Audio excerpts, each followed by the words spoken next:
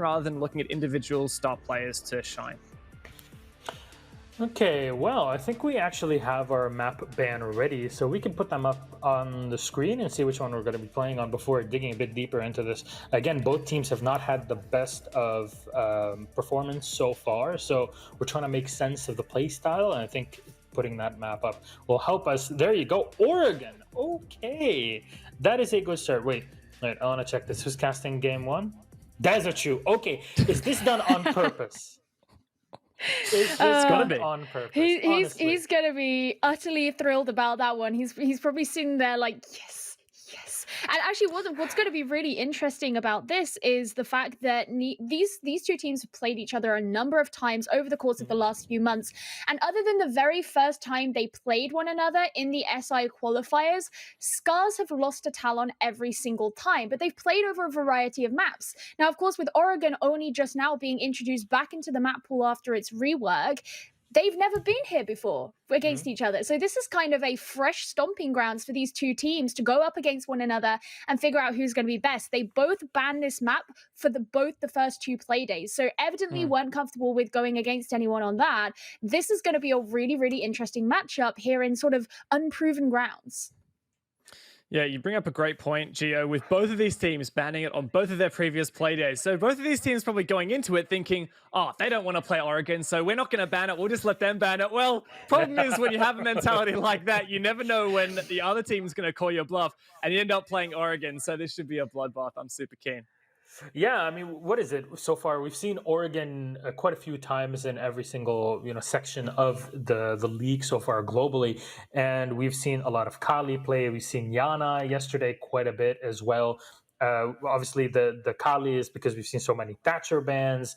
We've seen there was a segment specifically yesterday in that BDS match in EU where the droning combined with Yana was just so beautiful to see. So there's some teams that have done a lot of practice on this map, but for people that haven't played or watched New Oregon and how it is and the metagame in pro play, I kind of want you guys to just give them a better idea of how teams are running this, what ops to expect and such. And Gio, maybe you can start off first. Well, one of the things that you mentioned was the Kali, right? And she has been pretty popular, especially if you're going attacking onto that laundry supply, the basement side of this map, because you can use her to be able to prevent the electrification that typically you see on the electric wall, where it's bordering bunker.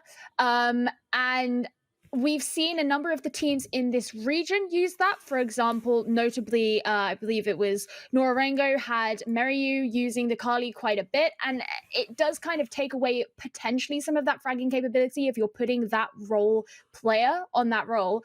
But she has come up quite a bit. You mentioned the Yana as well. It kind of, I want to almost throw back to what we saw on the operator rates at the beginning of the death segment. Yana has a 0% pick rate in this region so far. So I'm actually going to be very, very intrigued to see if they do decide to do that, because that'd be the first time that we've seen it here in APAC North. And evidently, as you referenced in EU yesterday, we saw it used so beautifully.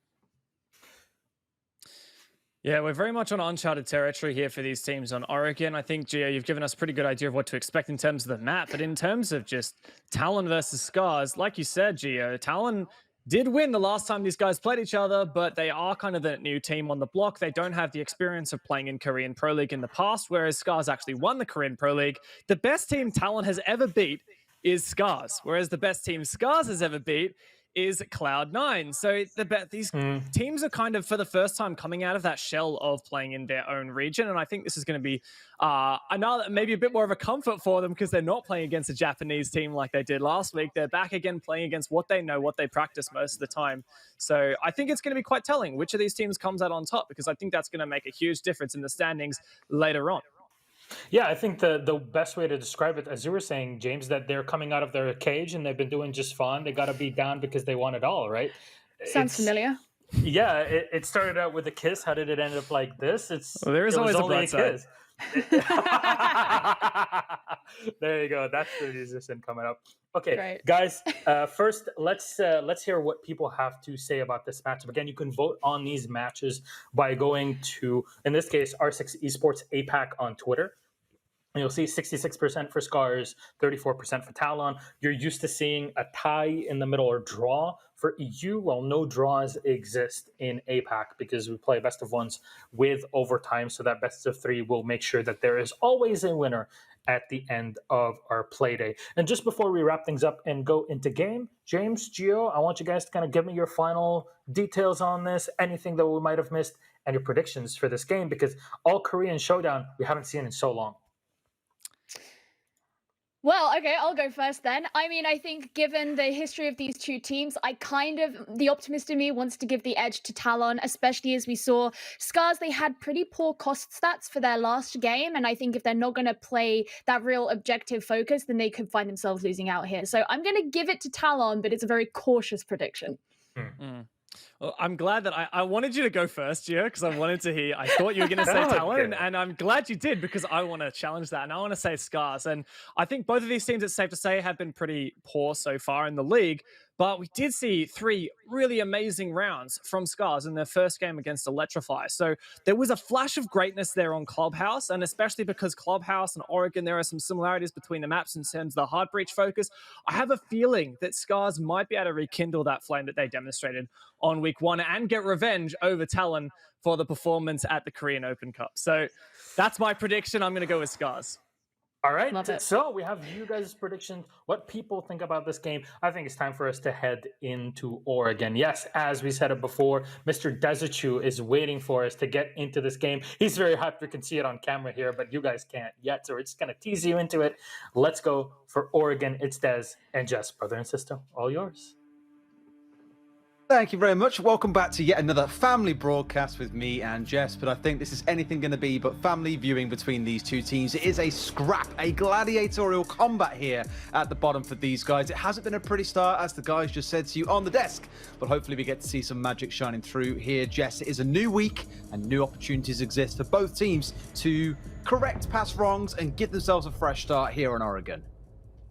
I'm really excited to see the way in which APAC teams, especially APAC North teams, deal with a map like Oregon. We see EU teams, they're really tactical. They've got a lot on their shoulders when it comes to opening walls and everything like that. So I think for APAC North teams, of which we've seen being a little bit more aggressive, they've had quite good controlled aggression as well. So we'll see if that plays out. But I'm not surprised the Thatcher ban, has that been 100% Thatcher ban, which has led to a 0% pick rate of Thatcher so far, Des? See, now I'm getting you mixed up. Wow. I know we're covering APAC, but there is more than one guy beginning with D here. Come on. Wow. If you forget me in place of him, I'm so upset. It's, I did it on purpose. Yeah, wonderful question, though. The Thatcher, I'm not actually 100% sure if he has 100% on this map. I'll have to go and do some digging. I feel like a failure, the fact that I don't know that, but here we are. Monty going to be the next one coming through. We've seen a lot of this coming out in places like EU, and I think when you start thinking about the impact Monty is going to be having throughout the remainder of the season for some teams, there's no surprise to see it taken away. And Goyo we saw as a ban yesterday coming up in one of the games. I forget who it was against now, and it's really annoying me that it's not on the tip of my tongue, but we saw it banned away because we knew the team that was playing it on Cafe or likes to play it on Cafe, I believe it was Virtus Pro. It was kind of a crutch for them. They relied a lot on these shields to be playing quite safe, to waste a bit of time for the attackers. It does lead to a slightly faster game here because there's no ability to slow things down with the Monty, and there's no Goyo to keep things slowed down either alongside the Mirror. So I'm expecting a pretty fast-paced game here out of these two teams, but that kind of comes with the territory, I feel. Absolutely. And of course, we'll see the defenders of SCARZ choose downstairs as their first bomb site. 6th pick coming up from both teams. And that's one of those things, Des, where I think all teams should 6th pick every round. I mean, it's a free opportunity to bait the opponent into thinking you've got a certain lineup that you might not have. So good to see them both utilizing a freebie there. And I like the little bit of an addition of the alibi there. That's a good one. But I doubt she'll be used to great effect unless it's down over in Secret or Bunker or in Freezer. I think everywhere else, she's pretty easily droned. I love one of the first interactions I ever remember having with you. Okay, it wasn't even an interaction. It was me checking into, I think, one of your VOD reviews when I first got into Siege. And some of the first words you ever said were, why aren't they using a 6th pick? You should always be using a 6th pick. And then you went on a massive rant about you have 4 sites available at the start. You can try and surprise your opposition. You were like, why aren't they doing this? And I'm like, even to this day, it has carried through to me. If teams that use 6th pick, Jess somewhere is feeling triggered.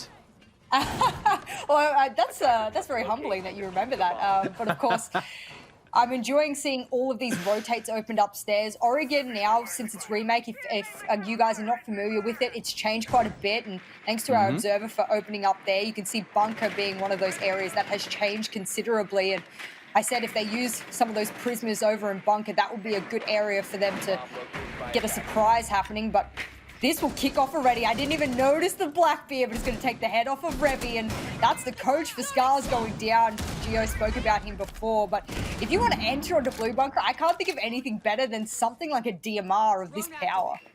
I can't quite see if there is a Maestro cam sat at the very back of Boiler Room here, looking straight through that electric wall across the left for me easy, or at the top of your screen now. You should see it. No, okay, there isn't one there, either that or it's been destroyed, but you can see through the soft wall here, they've got an electric, which should be able to let me see all the way through. Okay, it is on the gate at the top, but it's not looking through electric, and that's what I thought they'd be using it for. They're instead relying on the shield with the alibi behind it to be a bit of a bait setup for them here. But this attack we're seeing coming out in towards Bunker is very, very conventional here on Oregon.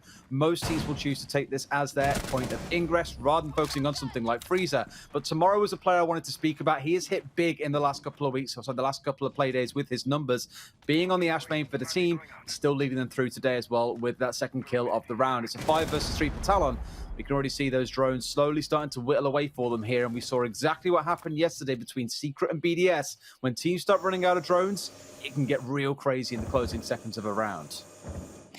Well, they dispatched of the shield in bunker very well, and they'll also dispatch of the Evil Eye, but I'm surprised they didn't bring a reinforcement to cover up that hole, because it's being used by great effect by the attackers. It leaves only 2 defenders. Of course, they'll be able to finally trade back. Canos will get a kill onto Labyrinth, so that will even it out a little bit more. 11, he'll start kicking things off by taking the head off Egg, and this is evening the number count step by step, and 11 will actually rotate around. This is perfect. It's all up to 11 now. Tomorrow we'll get Canos, but there's a lot they need to do, and the hallway will be trampled by the Ash. And I actually was just so concerned that entire round that they didn't keep a reinforcement in their pocket there to cover up Secret. Why didn't they, when they lost their shield, which is inevitable 9 times out of 10 in that particular area, move back, reinforce the wall up, then you've got that extra layer of safety, which happens to be the new meta for that particular spot.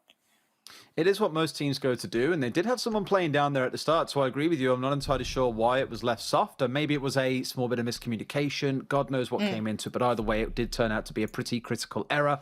As you saw members of the attackers there swinging around and finding themselves free kills. It kind of turned into a reverse sort of situation where the defenders were kind of the ones trying to fight back into the ground, which they initially held. So it's a bit of a weird switcheroo towards the end as we saw a couple take over the side of Freezer.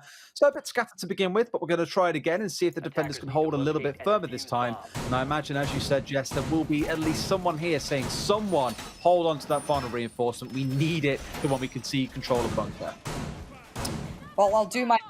Of course, I'm sure the observer is listening so that we can make sure we count all of those reinforcements and see if anyone leaves one in their pocket. You see a good replay there to see how effective the Ash and, of course, 11 on the Wamai was that round, but he just couldn't put it all together. And I think SCARZ will be happy with his effort getting those 2 frags, but no one else, except for Canos from Freezer, was able to collect one. So a bit of a sloppy defense there, given they knew where the push was coming from for the first full half of the round. And as you said, they're gonna retry that one with pretty much exactly the same setup we saw the previous round. Yep, don't blame them. I mean, it's kind of the... I don't want to say it's the accepted defense, because we have seen interesting things like mirrors being brought along to hold Freezer, or mirrors being brought along to hold Boiler. There's all kinds of strange little variations that you can go for, but this one element that we keep on speaking about, the blue bunker hold, is absolutely the go-to standard for pretty much every single team that we have seen play on this map so far. From the attacker side of things, they didn't really need the Maverick in that last round because of the fact it was less soft, so it was I don't want to say a free round for Egg, but it was pretty chilled out. It was like, oh, you guys don't need me. Just give me my 2 frags, give me my drones, and that's my job done, right? It was 11 who swung around and got a kill onto him later on in the round, so it was definitely a quiet one for him. But that's kind of to be expected again when you aren't really required to fulfill the support duties that you are being brought along to do. I'm a little bit worried by Revy's alibi Prisma placements, other than the one in Blue Bunker. I spoke about it before. Drones will come soaring in, and they spot them out very quickly, especially the one in Kitchen. Ooh. So I don't think they've been that effective. And if I'm 11 and I can hear the DMR of PMW rocking that Blackbeard, I don't peek that, especially with that particular weapon that he's running. So I hope he steps back and knows his place there in Blue Bunker. But this time they've got 2 ADSs, so this will cost them a lot more of their denial onto the wall, and a good grenade from Egg will get rid of Revy, and Wow, 2 bad rounds from Revy so far means that they're going to be 1 player down moving forward, but we're reaching the halfway mark of the round and the Maverick will start to get rid of the hatch, and I'm surprised they brought a Maverick for that one. They had a lot of other options, but maybe they thought a Kaid might be in play. Yeah, it's hard when you see the Thatcher banned out because Kai becomes so much more powerful, but here with him being available, clearly it's not on the agenda for SCARZ to bring it along. I did notice as well that Demic has got a reinforcement in his back pocket. They're saving that, so let's hope he doesn't get himself picked off before they back away and concede. You can see all the grenades that are having to be expended here just to try and force their way into Blue Bunker and get themselves down onto this L corner. I imagine at some point 11 will have to back away, and Demic is standing nearby waiting to cover this one up. There comes the back out. Should see the reinforce follow through unless he's too afraid, but nope. Good bit of smoke cover. Well played by them, and they should be able to get away with this. Much better by SCARZ. I give their win rate for this round a 50% bump up just by reinforcing that wall alone. So that's huge for them. They're less than a minute left. This should be very good. But look at this. They're not watching the front. Egg had already got a really good grenade kill. There's only one player who's really in laundry to contest him here. If he can get that frag, it'll be huge. He'll spot the smoke, but he won't get the kills. And oh no, 11 peeks out and collects the shots instead. And now it's a 5v3 with Demic really low. It was a risky trade with such a fine angle between the two defenders there, with one almost being taken down, but ultimately it's him who falls out. Canos will trade it back, mind you, so it's not the end of the world, but it is a 4 versus 3 for the attackers once more. They have this numbers advantage of making a 4 versus 2 as Yas has gone down, and Demic isn't also long for this world. Will still find a kill for himself, and now he's in a 1 versus 3. A shotgun in hand, manages to find one. Can he find the next couple as well? Plant is going down here, and there's no smoke. Canis is on side. We're going to hit the clock. He tries to peek out, but sadly, there is PMW holding the angle, and Talon will take round number 2 for the second time attacking downstairs. This is where I'd expect to see a change come up here, and maybe we head up to the top floor instead. When I saw him switch to his SMG at the end there, Des, I thought to myself, no, I mean, at close range, your best option is the shotgun, especially when you've got something like a Blackbeard you're going against. You can actually shotgun quite effectively under the shield, and that should even down the player 9 times out of the 10, even get a kill directly with that kind of body shot. And then the other player's planting with 0 seconds left, so you've got a much better opportunity. So unsure about that particular decision, of course. The fear maybe was that he was playing through the soft wall, you know, the one that came into Blue Bunker and came through electric and into sight. I think they're expecting someone to play there because we have seen teams do that last week. Absolutely. And now we'll see another round go into the pockets of Talon and SCARZ. They're hoping that by moving upstairs now, they're not going to repeat the same mistake of going downstairs, and maybe upstairs will fare better for them. I'll be interested to see their setup here. We spoke before that the EU setups have been quite wild. The adaptations have been even wilder as well, with the use of shields, rotates, shotgun holes, long angles. So we'll see if APAC has it. But as I'm watching these reinforcements, it just looks like they just want to close off everything. And they're doing quite a lot of a turtle hold, I feel, when they play time, which hasn't really worked in their favor. It is curious. Not too many teams are committing double reinforcements in towards Armory either, because that side of the map now just feels largely irrelevant. The double reinforcement you can see inside Trophy leading it towards Pig or up towards Attic is mainly what you'll see most teams go for. We've seen in things like the Nordic Championships, some teams leave that right-hand wall soft, so you get a lovely angle all the way up from Master, up through Attic, and vice versa, of course, so there's a good bit of cover. You can also stick a shield where 11 is right now and get a wonderful angle that sprays down from the top end of Pig all the way down onto Armory stairs, which makes it really tough to push through that side of the map. I guess the fear is if it's left soft though, like I said, the attackers can force someone from playing out underneath the actual Pig sign on the east wall itself, and that can make things quite tough for the defenders, as they're not so much flexible, but they're not as able to play in the comfortable spots that they would like to, whilst they're trying to hold down Attic. What you will see coming out of the attackers here, though, should be the take of Attic, the take of Master Bedroom, take that whole east slice of the map, and then look to go for a push towards the west to try and go and make a plant happen. Well, they've only got one hard breacher, and that's the Maverick. And instead of the usual opening that we would see to make it a soft wall, it looks like they want to do a circle hole to allow them entry. And that's a little bit of an interesting one there. I don't know if he's trying to save fuel because he'll also want to open other walls on other sides of the site. And if that's the case, given his rotation, that makes full sense. So a grenade will come soaring in. I don't know if there was an evil eye there or something to that effect that required that grenade, but you can hear them cooking away those magnets. 11 will toss out another, and he's also got 2 ADSs. So if they want control of this attic, they're going to have to fight tooth and nail with all of their utility. You're also seeing the Maestro, in this case, Revy, playing inside of Armory. Very rarely have we seen teams do this inside of LATAM, yes, but absolutely not in most of the other regions around the world. So there's going to be a bit of focus here coming out of Talon. The biggest problem for Revy is that he is very much boxed in this corner and needs to be so careful of this window fight coming through here. Might try and find one on towards Egg, but for now will find himself alive. This should be a duel that is critical because the diffuser is here as well. It's going to slow down the attacker's effort to even get this kill on the window. I really doubt you're going to see anything as crazy as a jump out coming through, but you never know what you're going to expect. When a man is cornered, you might end up going a bit crazy. As you said, this is a really key spot here. I'm a little bit worried that they're challenging it so heavily. They've actually reinforced themselves in, so you could really leave it and just watch Trophy Door and just leave him in there. And PMW will kick things off with a kill onto Canos. And of course, multiple shots here onto the Maestro. He barely walks away with his life. He's actually going to have to situate himself in this corner. And I think someone's gone below. Maybe they'll have the, Labyrinth below. He'll get some shots off. I'm not sure if he has an impact to be able to dissuade him. He doesn't. Revy will get the kill. Oh, the window, he knows someone's low. He'll even drop. That's a very loud drop coming out from the Maestro, and the Zophia's not there anymore. He's actually outside of the Ring of Rosie. Will he catch him and up the stairs? No. Yes, he will. Oh, wow. There we go. Finally, Revy gets dispatched of, and this looks like it's more in the defense. They wasted so much time. 10 seconds to go. You absolutely touched on it there. Revy has done such good work there, wasting a solid minute and a half inside of Armory, and the diffuser was left outside, which meant Labyrinth had to recover. Demit's going to get himself a kill. A second one comes through. This is all too easy for SCARZ here. Really well played by Revy, and I can't stress this enough. For someone who's stepping in as a coach, he stopped playing in the middle of last year. That was almost perfect. Everything did right there. Maybe Egg being a little over-aggressive. Not quite sure why we didn't see the Zofia come underneath into Garage a bit earlier and blow the floor out from below to try and kill Revy. But again, he wasted a solid minute and a half by playing inside of there, and it just goes to show that Talon weren't ready for that kind of hold to come out. Yeah, it was actually interesting. Even I was not aware of the time management being used on the Maestro to the point where it wasn't until the last 20 seconds where I went, hang on, they spent so long on Revy, they're not even close enough to execute. So really well done to Revy. I was worried that Egg had put so time and effort into getting rid of him. It actually wasn't necessary. If they got rid of the Evil Eyes, he becomes just another gun. So I think they should have focused more on that, focused more on the execute. And they did struggle with Attic. Shout out to SCARZ. Their setup there was formidable. 2 ADSs, multiple magnets, an inability to be able to get rid of him. They had the Blackbeard, who I think had flashes. Ash had flashes. There was a lot they were trying to, but it just wasn't enough. I think it was kind of splitting resources, right? Because ideally you want someone like the Zofia to be chucking a couple of those stuns, at least in, well, not really the stuns, maybe more like the concussions, in towards where those ADSs would have been to help burn them out. Because they were splitting kind of 2 on Armory, 1 or 2 towards Attic. The Maverick rotated away from there quite early to go and help with Armory, for example.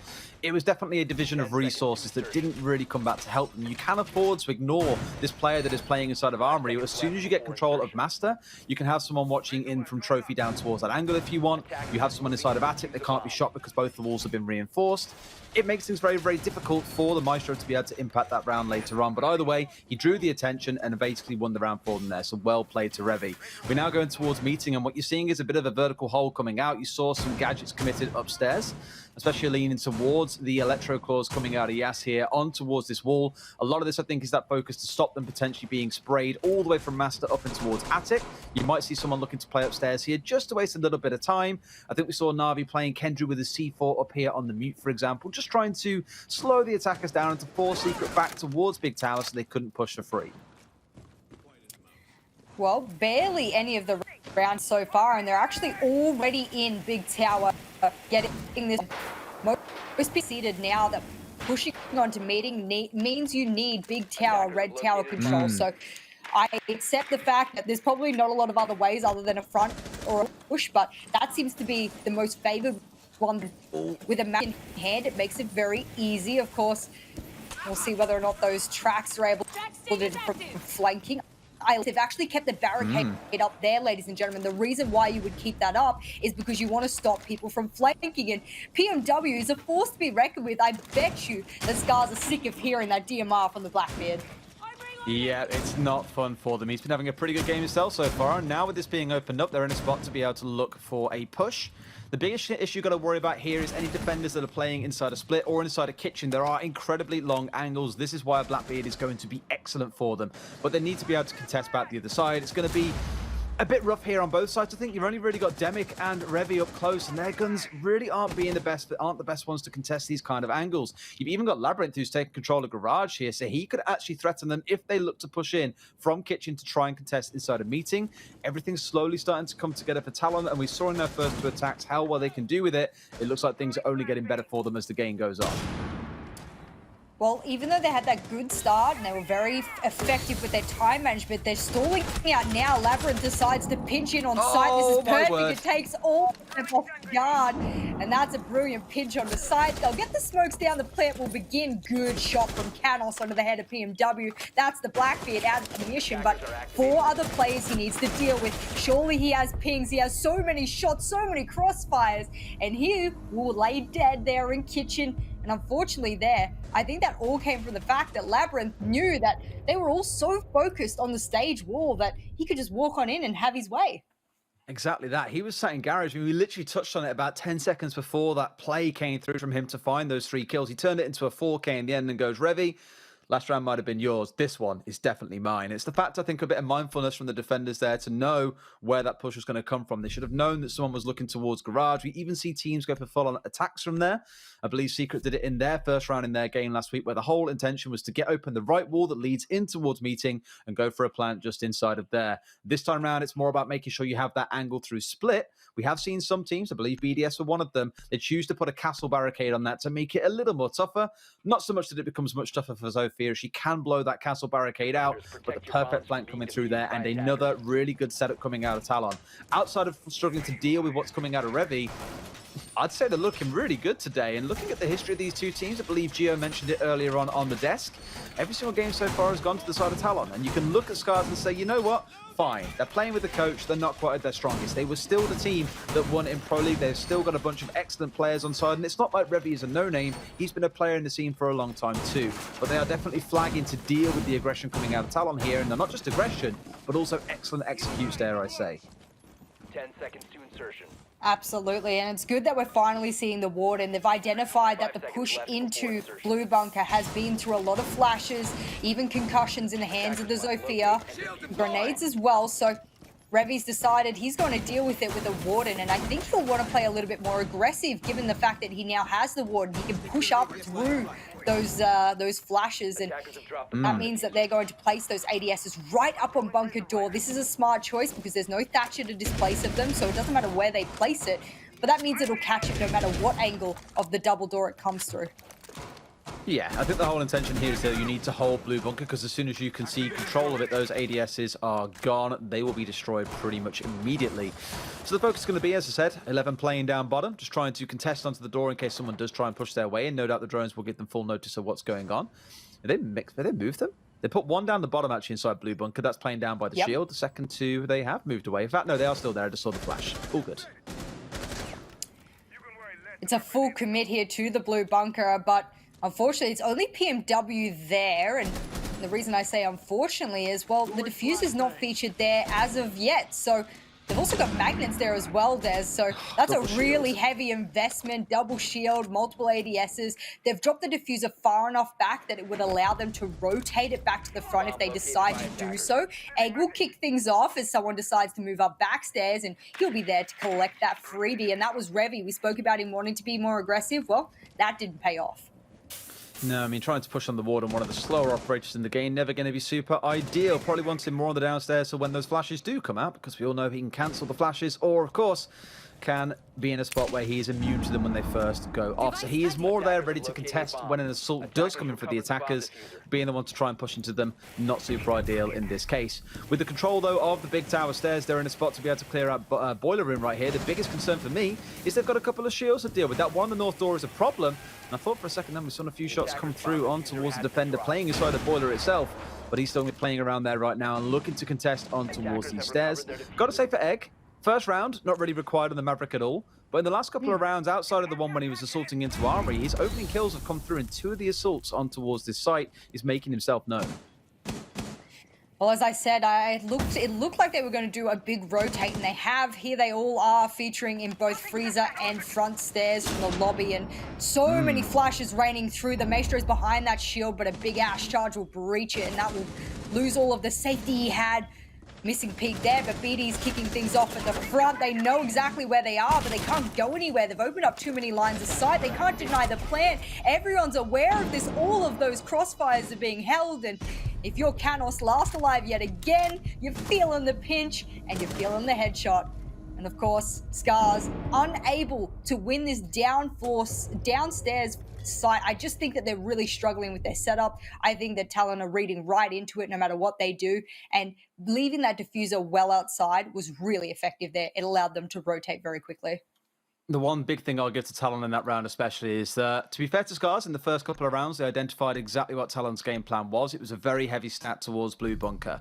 A couple of drones come in from the side of Talon. They spot immediately, okay, they've got ADSs here, they've got magnets. They are committing everything towards defending this location. So, mid-round, let's break the plan and change away from what we're doing. And that can work in one of two ways, right? It's like when they spotted that Revy was playing inside of Armory earlier on when we were defending upstairs. They adapted mid-round to go and deal with him. Didn't really do so very successfully. But in all the other rounds, and especially in this one just now, those mid-round adaptations have been on point. They are very, very good at adapting to what SCARZ are throwing at them, which is going to be a major strength, I think, in a world where the Siege is all about adaptation. It's about problem solving. You cannot go into a round as a team, as on the attack, with a fixed ideology of here's how we're going to attack this, because you just don't know what you're going to come up against in each round. Well, they'll go back upstairs and featuring pretty much the exact same lineup as we saw them last time. The same setup as well, double ADS into Attic and near Pig, and 11 will throw a shield there as well. So very heavily fortified setup, and I think the point for Revy and his involvement in the armory now, you saw him use his bailiff to open up the walls into bedroom. I think his point is to stop anyone from going into bedroom, which is okay. And Elder has 81 bullets. He's got a lot that he can do to stop that, but it's a precarious position. And I wondered if he was going to move that Evil Eye because it was grenaded so easily from the window before. Good adaptation, Revy. You could tell why he's a coach. You'd hope so. Speaking to their other coach, actually, Hybrid, earlier on, he was saying to me that he is the communication coach for them, Revy. And I said, oh, surely there's a pretty good advantage to having the communication coach playing inside of the game. And well, so far it's been less on the communication and more so around him wasting so much time that gave him the only round they currently have on side. We'll see if they can turn it into a second, because I feel that going into the attacking half of Oregon, down 5-1 is not the kind of place the team wants to be. We've opened up a line of sight yet again for PMW. He's getting zapped on his shield there as well. That's actually a very handy utilization of the Evil Eye. And I doubt anyone from the defense is going to peek him. He decides that those couple of zaps are too much and he replaces his shield, but he'll be able to replace it back to the broken one later if he loses this one. And now that they've been able to open this up, the rotate from the Maverick will come out. I expected this. He did this last round, so there's obviously a very step-by-step process here that Talon are going through. And this time, I think it looks like they want to go to wide stairs. They've spotted him out. He'll need to rotate away very quickly, and the Ash isn't able to capitalize on him, and no windows open means that he feels safe to rotate back as well. Doing the right job here. With the Nomad on side, I think it kind of screams they're looking to go for this kind of Roma isolation, or at least preventing the side of SCARZ from being able to go too crazy or cause too much trouble. PMW, once again, I'm pretty sure that is now his third opening kill of the half as well, onto 11. Having a field day so far on this Blackbeard. No one's really able to stop him, but with that, much of the control inside of Attic has been lost. Revy's going to step in and fill that place, so has abandoned his spot inside of Armory. I believe we saw the Zofia come below and pop an impact onto the floor, so the ADS was removed. And clearly, he didn't feel like he could take any chances by hanging in there for too long. The big thing now that Attic is clear is that you can afford, if you want to look to play on Kid's window, which gives you so many excellent angles in towards the site. You can see down towards White Stairs. You can see across through the rotation hole to the left of the window. It makes things very difficult for defenders to be able to move safely between the sites. He's going to peek once more. This time around, the shield does go down, but equally a shield is more than worth the trade for someone's life. Revy goes down, and that's 2 kills towards PMW in this round. Well, it looks like a double window plant is going to be the play. Egg will kick another kill out, and that's a good repel on the connector window. They need to displace of him. He's holding a lot of angles on that one spot. If they're able to get this here, Damig will start things off. Good shot, so will Canos. And this means that they're not able to get the plant down. Labyrinth will start the plant, and I believe that's over on double window. Tomorrow's holding the rotate as well. So many rotates held, you cannot go anywhere. White Stairs, Bunks window, and double window. Damn, that's a hard one to retake. It's what I love. I mean, look at that. One's on the window, one's on White Stairs. Like, good luck getting any chance of getting across this kind of kill zone that these guys had set up. It's one of the things that I love about Oregon. Downstairs, there's a lot of kind of horizontal angles that you can split by opening up electric wall, supply wall, freezer wall. You can cut that bottom floor into 3 or 4 different slices, all of course different shapes, not quite the same as cutting up a cake. On the top floor, it's very, very similar. With the windows, you have double window, you get a real nice horizontal angle cutting across. You take over kids' window, you get a lovely one coming down vertically. There's just so many ways to slice and dice what the defenders are able to do on this map, which I think makes it really interesting because defenders can't sit back and allow that to happen. Otherwise, you see instances like in that round just there, where they are forced to act, but they are pushing into horrific kill zones that have been set up by the attackers. Wonderful play once again by Talon. A very interesting fact here, and I don't think we've seen this before in Tier 1 play thus far. We've got a Kali, but you know what else we've got? We've got a Clash. And do you know what happens to Clash when you shoot her shield with a Kali? Her shield will bounce back. So that's a very interesting counter. It's not the best counter for Clash, but it's an interesting one, which allows you a little bit more diversity, not to rely on utility. Let's say you've used both concussions, you're out of options then, but if you're Kali, your bullets do the job just the same. So I want to see if they're going to use that dynamic to displace of her, or whether or not PMW will play far more passive and they won't get the opportunity to do so. I mean, if you're feeling aggressive about it, you could wait for someone to concuss you so the shield gets blown away from you to your right-hand side, as we always see. And a lot of players that we love seeing, especially at top levels, really like the ability to be able to turn about 90 degrees to your left when that shield is blown away from being in front of you and still be covering their body with it. I would hate to think that SCARZ here feel that the Kali trying to contest the Clash is a good idea. It is highly risky if they do manage to get that spin and you end up getting that bounce off onto an ally, for example. So I want them to be wary and very cautious about this and maybe leave it down to someone else to be trying to contest on towards the Clash if possible. The biggest problem is you've got one of the big players in this game in PMW playing on this operator that is going to make it so difficult, and immediately he's wasting no time getting right up against this door and saying, you know what, I'm here to even stop you getting inside a bunker, forget about it.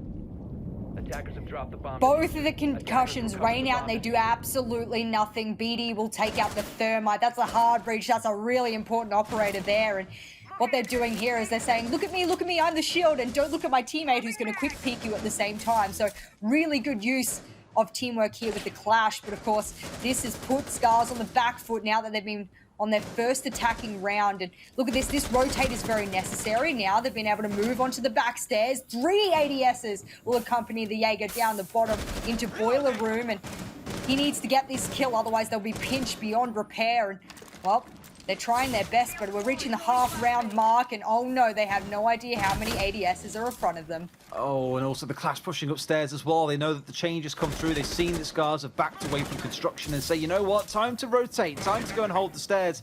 This is normally a location you would see a defender concede pretty quick. You stay up here to kill a couple of drones and then back away.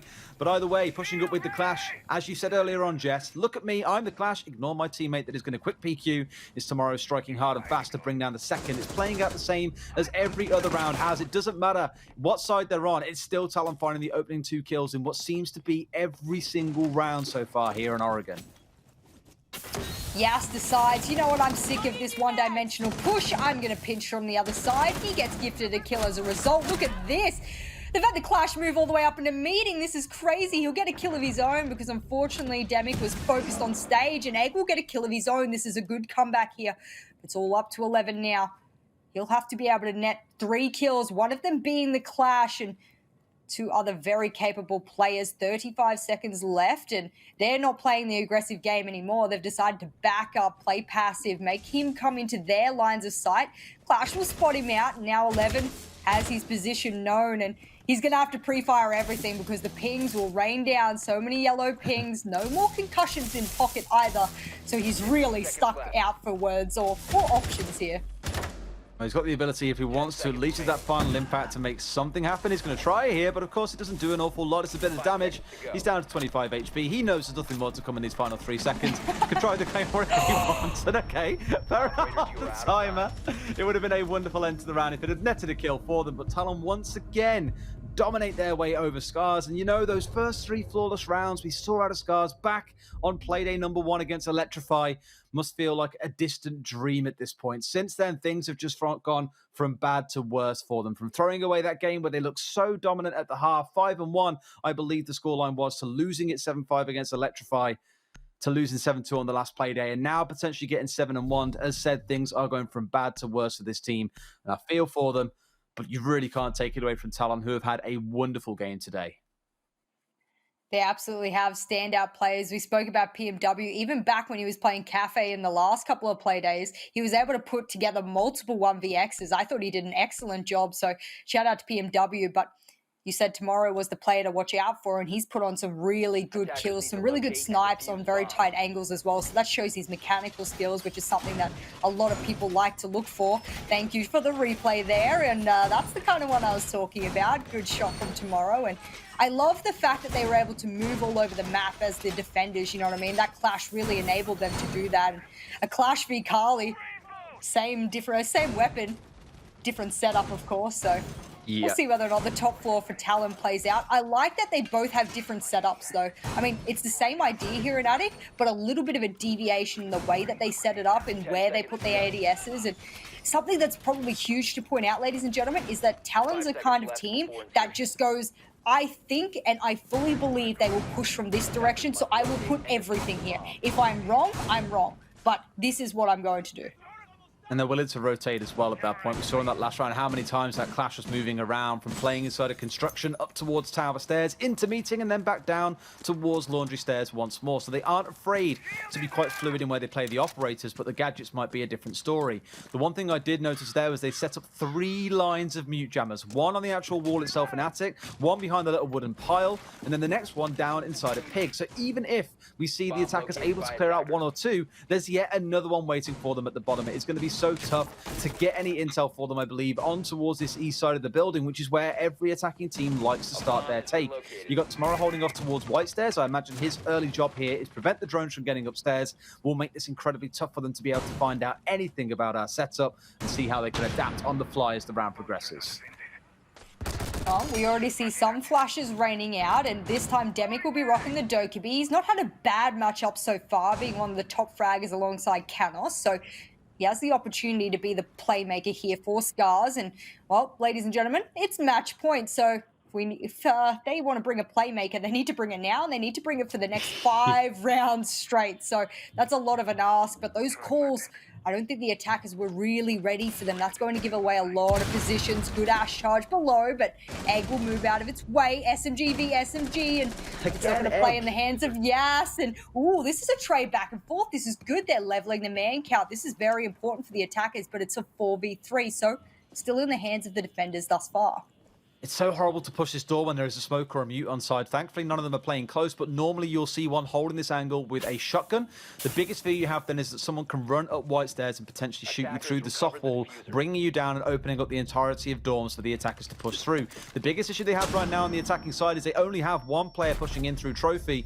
This is a really uncomfortable spot. All it takes is PMW to swing out and find one. It's a 4 versus 1. I'm pretty sure, Jess, we all know how rounds like these tend to conclude, especially against a team that has been as dominant as Talon have today. And I'm really yet to see what Demic can do in these final 45 seconds. Well, he's probably got one of the worst weapons for recoil control, but if you're good with it, oh man, does it, I guess, net those headshots. The castles were a good addition to this as well. It stalled them out, and, well, that flank from PMW before turns into a round-ending kill, and, yeah, tap that right-click button. Why not? Just make sure it's working. Can confirm. Finish off the match. It is working. Can confirm. Wow. I mean, what a the match castles. Sorry, I said the castles that we saw in that round are a really good example of what we saw coming out earlier on. When I said we saw Labyrinth get that quadra kill in the one attacking round, I was like, this is a great example of why you want a castle in these situations. In this case, it's Talon, the ones who woke up on the right side of the bed today. Every single member really throwing in outside of BD. But to be honest with you, when the rest of your team is fragging out that hard, it can be very, very tough to get yourself involved. And sometimes there is nothing wrong with sitting back and letting your team do all the hard leg work. Absolutely. Well, that hard leg work will pay dividends for Talon, but it will do no help there for SCARZ, and SCARZ will be licking their wounds moving into the next play day, but I'm sure the analysts will give us a little bit of a heads up as to actually what went down throughout that matchup. Thank you so much, ladies and gentlemen.